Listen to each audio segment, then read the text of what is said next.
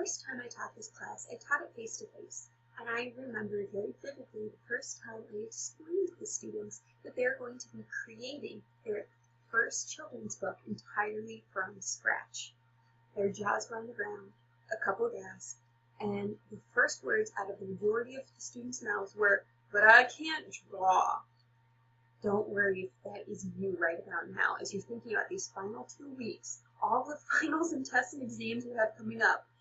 Yet the most intimidating thing on your plate is creating a children's book. I'm going to take you through that process by helping you figure out how to do a strong, rough draft.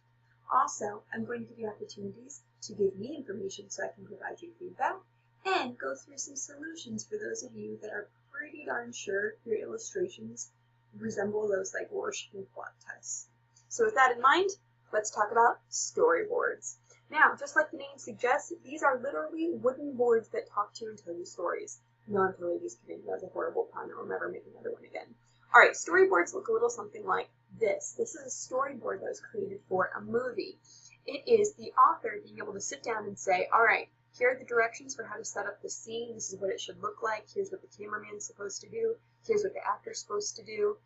All of those details so everybody can be in on what this is going to look like for the actual movie. So with that in mind, when we're thinking about a storyboard for a book, boom, we're thinking more about what is the layout that goes on each and every page. That way, both you and the publisher, the author, the illustrator, if they're separate, are all on the same page with what this book is going to look like from beginning to end. It also helps you organize yourself as you sit down to actually write and illustrate the book. So I suggest getting out a piece of paper or opening up a Word document if you're really handy at making little boxes on Microsoft Word, and start thinking about the storyboard, because eventually you're going to be creating something that looks a little bit more like this. Notice how much more detailed this storyboard is. They actually start to sketch out and think about what the illustrations are going to look like, and even where the dialogue and the story itself is going to go on the pages. All right, so let's talk about this a little bit more in detail, and hopefully you already have that piece of paper ready to go so you can start sketching yours out in live time. All right, so let's start by making all of the boxes you're going to need. Each box represents, boom, boom, boom, a spread. Spreads are 2 pages that are face to face, so when the book closes, the 2 pages kiss each other. That's the best way to describe it. So with that in mind, you are going to create these spreads, or these boxes, rectangles, in multiples of 8, because that's the way the publishing world prints it. Actually, fun little test, go open up any book you want, and you'll notice, not based on page numbers, but page numbers plus all the pages that aren't numbered, like the title page, the publisher's page, the end note, the author's note, it comes out to a multiple of 8. That's just the way the publishing world works. I'm sure it's really mathematical, therefore I don't understand it very well. But it's 8, I promise you. So if you're thinking, oh, that's awesome, I'll just make a book that's 16 pages, or 24 pages, I'm going to strongly caution you not to take that as an easy app. It actually makes it harder on you, because the vast majority of children's books are actually 32 pages. You can find children's books that are 16, 24, or 40 pages, maybe even more, but I'll tell you right now, 75% or more of the books that are published today are 32 pages. It is the sweet spot, it is the magic number when we're talking children's books. Kind of a fun little thing next time you're in Barnes & Noble or at the library, go ahead and look, see how many books you can find that aren't 32 pages in the children's section. I bet it's not that many.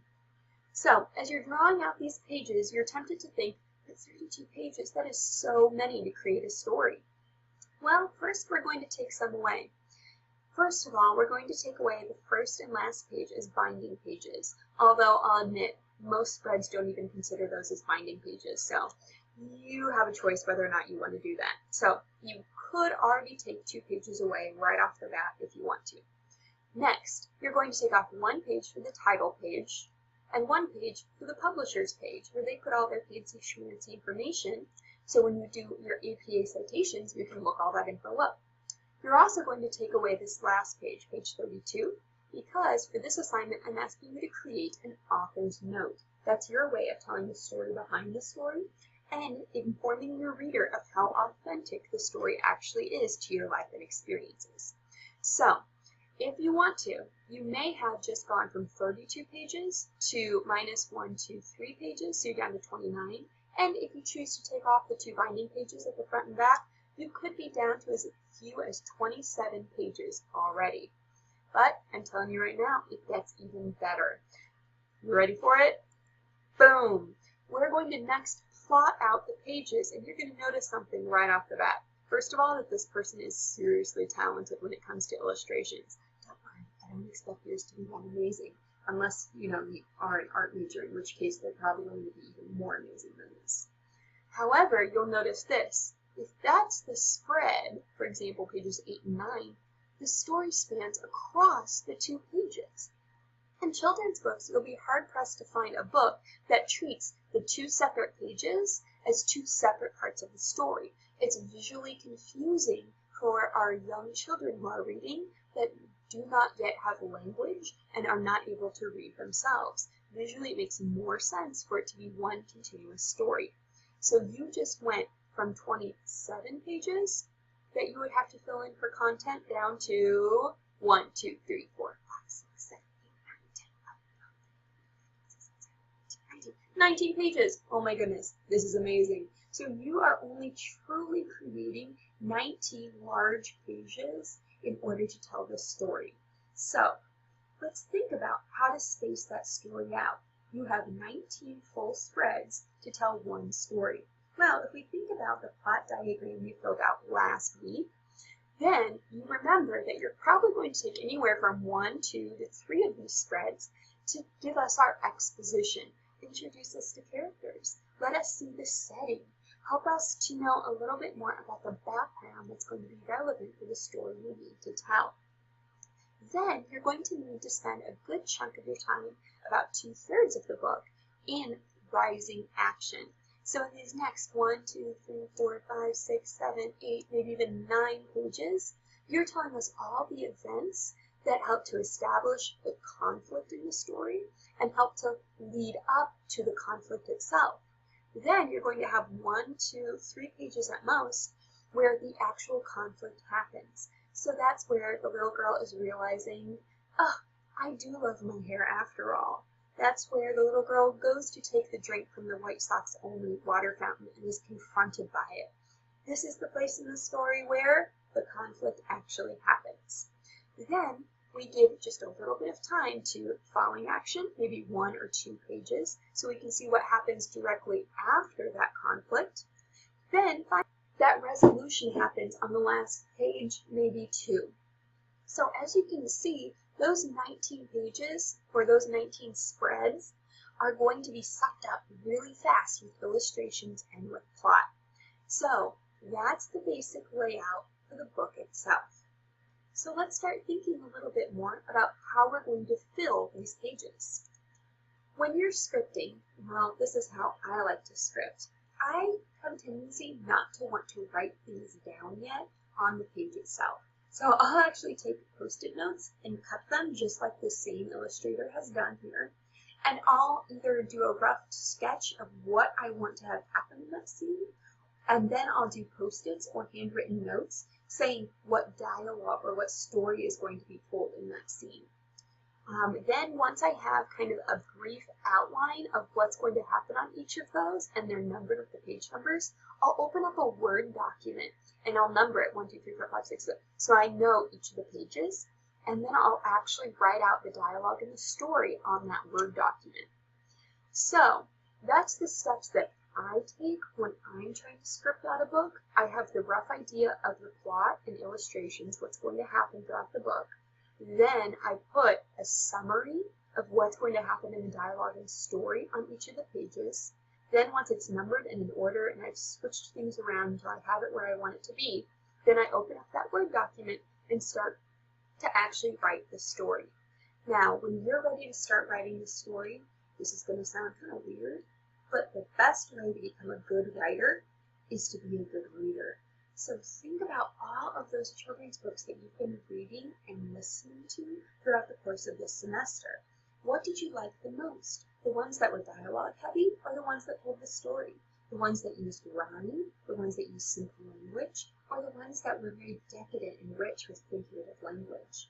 Do you imagine this story being read aloud at bedtime, or an early reader being able to read it by themselves? Once you make those decisions, then you can start crafting the story you want.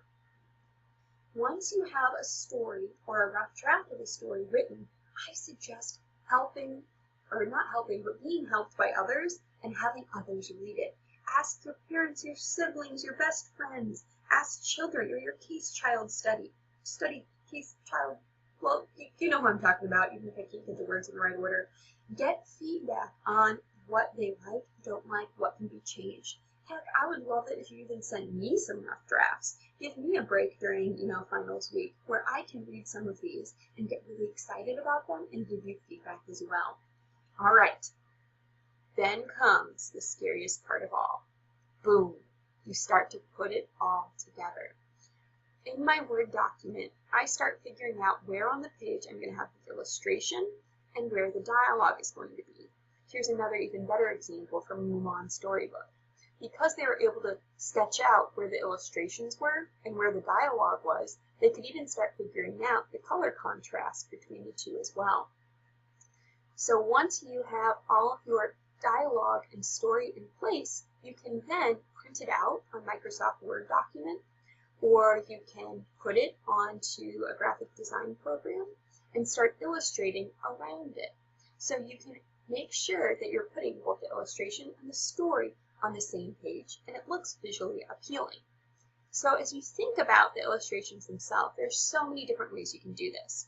So like I said earlier, you can print out your story on the Word document and do the illustrations by hand.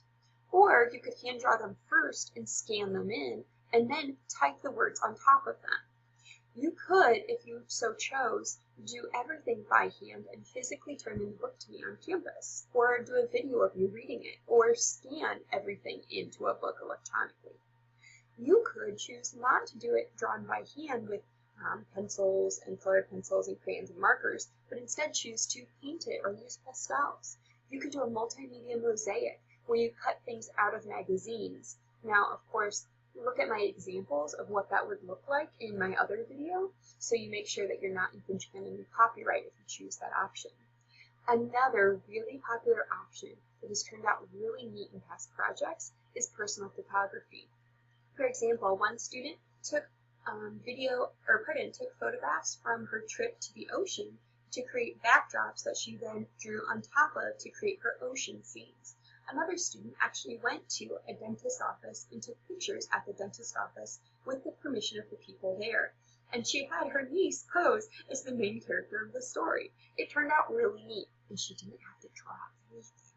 For those of you who are amazing graphic designers, that's another option as well.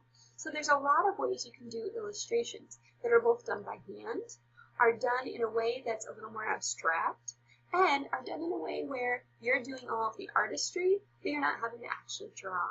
But I'm going to tell you right now, most people, when they get points deducted for this project, it's because they did what I told them not to do. We want to make sure that these are copyright free, that we could send this entire book to a publisher and they would have no qualms with publishing it. So that means you cannot use clip art. Whether it's free or purchased, I don't care. They will not publish legally any clip art. Also, it cannot be anything created by someone else. I know you probably have family members and friends who are amazing artists, but it needs to be your name as the author and illustrator and no one else's. It cannot be copyrighted by anyone in any way. So with that in mind, if anyone else could lay claim to the illustrations and say they had done them, it is not going to be allowed for this project. But again, I do encourage you to look back at my video of past projects so you can get some ideas on ways to do illustrations that aren't overwhelming for my non-artistic friends. Also, a few other resources as you think about this. I'll be posting another YouTube video about how another author creates her storyboard. Also, I'm going to encourage you to go to YouTube and look up tutorials on how to draw different objects. You'd be surprised how easy it can be when you have some instruction. And finally, think about the possibility of tracing different illustrations for an outline that then you design and fill in.